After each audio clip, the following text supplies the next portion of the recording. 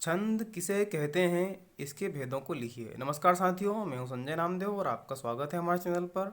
और आज का हमारा जो कक्षा 12वीं हिंदी विषय है उसके छंद और महत्वपूर्ण प्रश्न उससे लेकर संबंधित लेकर हम आए हैं। तो हमारा प्रश्न है, छंद किसे कहते हैं, इसके भेदों को लिखिए। तो जो रचना गति और लय से युक्त होती है, जो रचनाएं गति और लय से युक्त होती है उसे छंद कहते हैं। और ये जो है दो प्रकार के होते हैं छंद, वर्णिक छंद और मात्रिक छंद। अगला प्रश्न हमारा है, वर्णिक छंद और मात्रिक छंद में अंतर हमको लिखना है। तो उसके अंतर निम्न है। जिन छंदों की रचना वर्णों की गिनती के आधार पर होती है उसे वर्णिक छंद कहते हैं, और जिन छंदों की रचना मात्राओं की गिनती, जैसा कि नाम से स्पष्ट है, वर्णिक मतलब वर्ण और मात्रिक मतलब मात्रा के आधार पर जिनकी गिनती होती है। उदाहरण यहाँ पर दिए गए हैं, मालिनी, शिखरणी, समैया आदि। इसी प्रकार दोहा, सोरठा, रोला आदि इसके दो उदाहरण। अगला प्रश्न है हमारा, वर्णिक छंद की परिभाषा लिखकर किन्हीं दो वर्णिक छंदों के नाम लिखिए। तो परिभाषा भी हमने देखी है अंतर में, फिर देख लेते हैं। जिस छंद में केवल वर्णों की गणना की जाती है उसे वर्णिक छंद कहते हैं। और वर्णिक छंदों के नाम हैं समैया, कवित्त हैं। जहाँ 22 से 26 तक वर्ण होते हैं वहाँ समैया, और 22 से 31 तक जहाँ वर्ण होते हैं वहाँ कवित्त छंद होता है।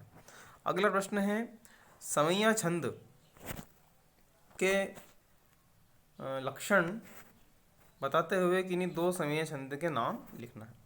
अब समैया छंद हमने पढ़ा ही है, 22 से 26 तक वर्ण होते हैं। दो समैया छंदों के नाम हैं दुर्मिल समैया और मत गयंद, है ना समैया।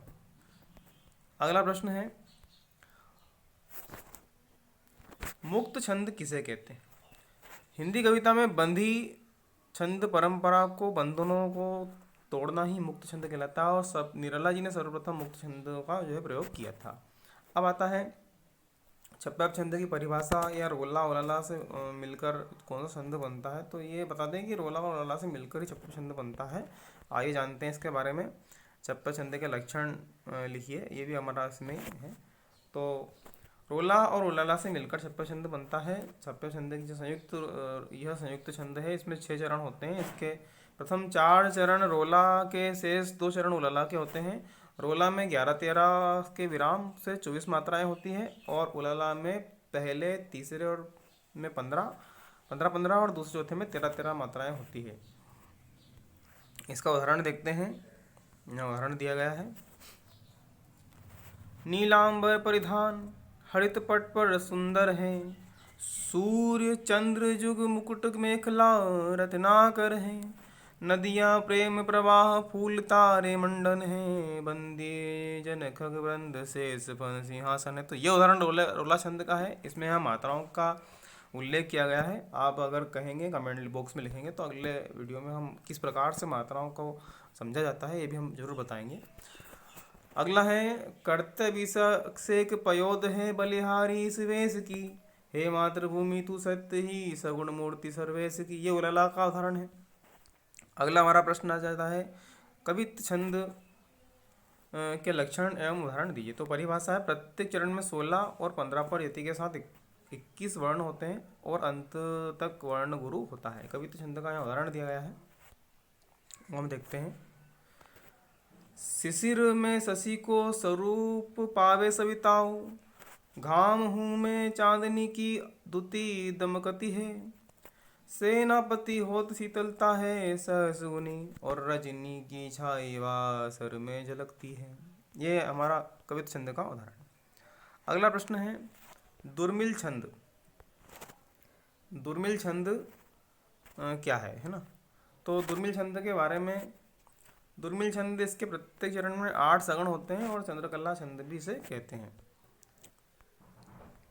उदाहरण है, तड़पे तड़िता चहु ओरणते छिति छाए सिमिरंती लहरें। ठीक है। अगला प्रश्न है हमारा, इसके साथ में मत गयंद छंद को भी हम ले लेते हैं। प्रत्येक चरण में 23 वर्ण और 7 भगण और 2 गुरु होते हैं। कुल 4 चरण होते हैं। भूरी भरे अति शोभित श्यामजू, तेसी बनी सिर सुंदर चोटी, खेलत खात फिरे अंगना, पग पेंजनी बाजती फिरी कछोटी। अगला प्रश्न है, रोला छंद का लक्षण क्या है और उदाहरण लिखना है।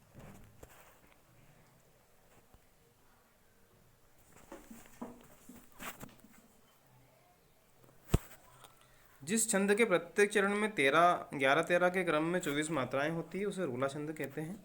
इसके 4 चरण होते हैं, 2 चरणों के अंत में तुक होती है। उदाहरण है,